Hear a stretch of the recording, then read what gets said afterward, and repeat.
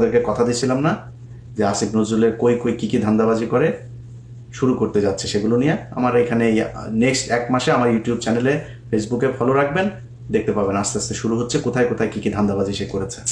এই গত 1 বছরে শেখ হাসিনার সময়ের যে কোনো সময়ের চাইতে বেশি টাকা পাচার হয়েছে গত 1 বছরে। তোরা যে পাচার, এই যে সবশেষ দিলীপ আগারওয়ালার যে টাকা পাচার হইলো না, এই টাকাও পাচার করেছে আমাদের চুয়াডাঙ্গার টরিক। ওর মাধ্যমে ওর সিঙ্গাপুরের ব্যবসা ট্যাবসা ওগুলি দেখায়, ওইখানে টাকা ভাগাভাগি হয়েছে। পাচার করলি প্রতিটা উপদেষ্টা টাকা পাচার করেছে। ওরা কয় আমাদের সেফ এক্সিট লাগবে না। সেফ এক্সিট, তোরা সেফ এক্সিট কই নিয়ে দিবে? তুই কই যাবি? ডিম একজনের মাথার উপরে তো গেছে, দেখছিস না?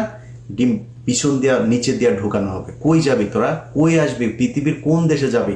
বিএনপি পেটাবে, আওয়ামী লীগ পেটাবে, শিবির পেটাবে, এই জুলাই আন্দোলনের এরা পেটাবে, সাধারণ মানুষ পেটাবে, যে যাবে ডিম ঢুকানো হবে ওইখানে। সেফ এক্সিট মারাইতে আর শেষ। তোরা মনে করছিস টাকা পয়সা মাইরে এমনি খাবি, খায়া তারপরে তোরা এগুলি যা মনে চায় তাই হয়েছে। আপনাদেরকে কথা দিয়েছিলাম না যে আসিফ নজরুলের কই কই কি কি ধান্দাবাজি করে শুরু করতে যাচ্ছে, সেগুলো নিয়ে আমার এখানে নেক্সট 1 মাসে আমার ইউটিউব চ্যানেলে, ফেসবুকে ফলো রাখবেন, দেখতে পাবেন আস্তে আস্তে শুরু হচ্ছে কোথায় কোথায় কি কি ধান্দাবাজি সে করেছে।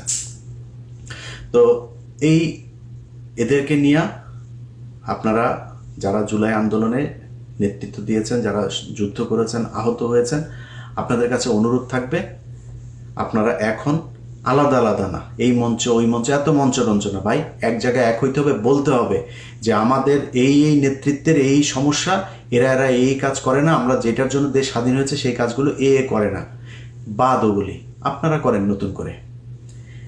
আপনারা কি জানেন যে এনসিপি, বিএনপি এবং জামাতের, আমি নাম ধরে বলতে পারি, কয়েকজন একদম মানে শুধুমাত্র তারা ইটা দিতে হবে, ওই নমিনেশন দিতে হবে, তার আসন ছেড়ে দিতে হবে, এরকম এই পর্যন্ত আমি 7 জনের তালিকা পেয়েছি। আরও হয়তো বা তাদের 3-4 জন 5 জনকে হয়তো দিবে, সব মিলে সর্বোচ্চ 15 জন হইতে পারে, তাদেরকে দিবে। আপনাদের কথা চিন্তা হবে, তারা এমপি হবে, এমপি হয়ে পরের 5 বছরে তারপরে আরও কিছুদিন খাবে। এই হচ্ছে তাদের মানে উদ্দেশ্য, ভবিষ্যৎ পরিকল্পনা আর কি। আপনাদের পরিকল্পনা যদি সেটা না হয়, নির্বাচনের আগে আপনাদের সেই দাবি জানাইতে হবে।